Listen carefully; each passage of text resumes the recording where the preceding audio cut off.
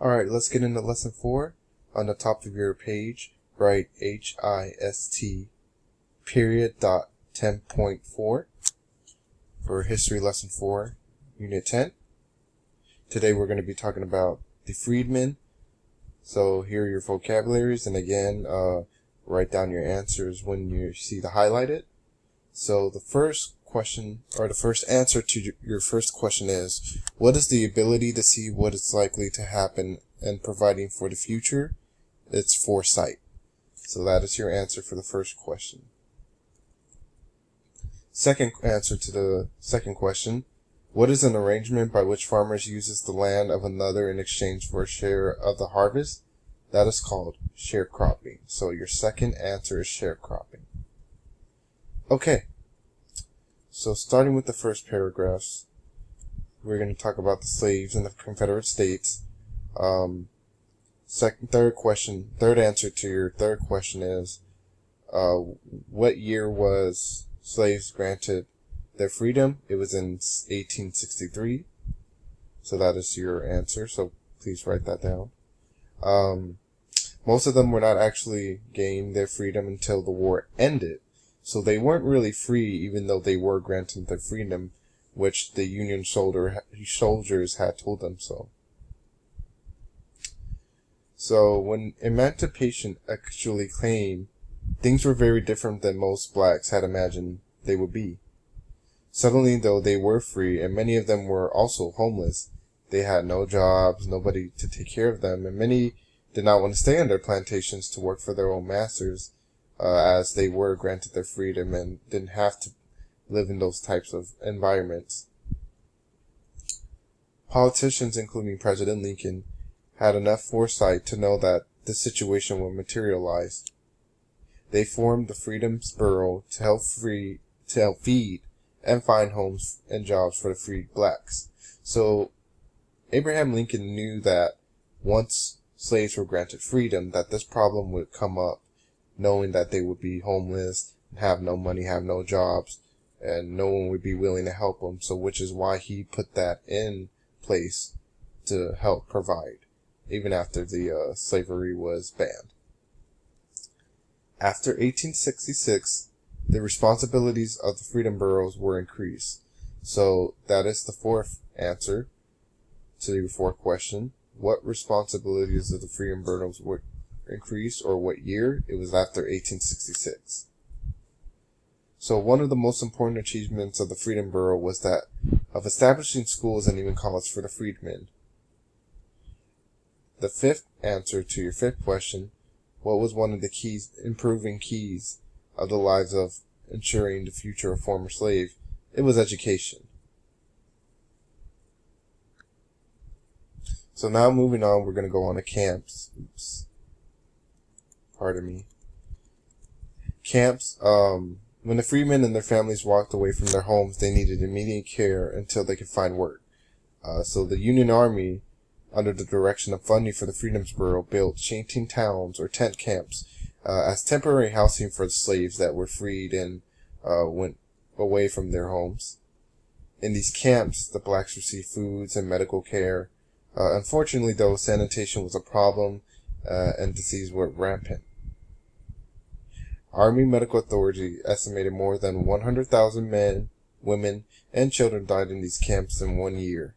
So that is the sixth answer to your sixth question. How many men and women and children died in these camps within 1 year? It was more than 100,000. So obviously these refugees needed work and homes of their own. So now in this topic we'll talk about sharecroppers, which the state government and their harsh black code limited the scope of these jobs. Most of the laborers were forced to go back to work for the farmers, and some of them went back to the plantations where they were born. Under these new arrangements, they worked usually with sharecropping. Sharecroppers were given a piece of land, tools, seed, and sometimes a mule, and they were also given houses on the land.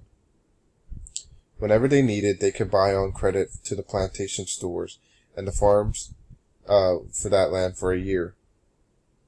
So, of course, when we talk about sharecropping, we're sharing the land. So in some ways, black sharecroppers were no better off than they had been under slavery, because it was pretty much the same circumstances that they had been in. Many sharecroppers were successful farmers and were able to look for better contracts. Some were able to buy their own land. So, the seventh answer to your seventh question, how many percent? About 9% of all the lands in the South were owned by blacks. And what year was that? That was by 1888. So, for business opportunities, many of them took advantage of the freedom they had been granted, despite the opposition and prejudice that they had faced. They were able to become successful business owners. So one successful business owner of that period was Nate Shawn, which that is the answer to your eighth question, is what successful businessman at this period was, and that was Nate Shawn. He started out as a handyman and doing farming jobs and things of that nature. And he also owned a mule that would help with his harvest. And then over time he became a respected leader of the sharecroppers and assumed a leadership role in the Sharecroppers Union. He also designed a new type of plow, patented the design, and sold it for $4,000. So that is the ninth answer to your ninth question. How much did he sold the design of the patented machine? It was $4,000. Early on in life, he also continued on with this mindset of being a businessman. By the end of the Reconstruction era, around 1888, there were hundreds of black-owned businesses in the United States. Some had failed, but the rate of failure of black-owned enterprise was about the same that were started by whites, so it's about equal in that time period. Politics and freedmen, even though blacks were free by 1865, which that is the final answer to your 10th question, what year they were free by, they were not citizens, so therefore they didn't have the right to vote. However, they had different phases of Reconstruction era that blacks were given the rights. The Republicans hoped to use this new block of voters to keep them in power in Congress and in the White House.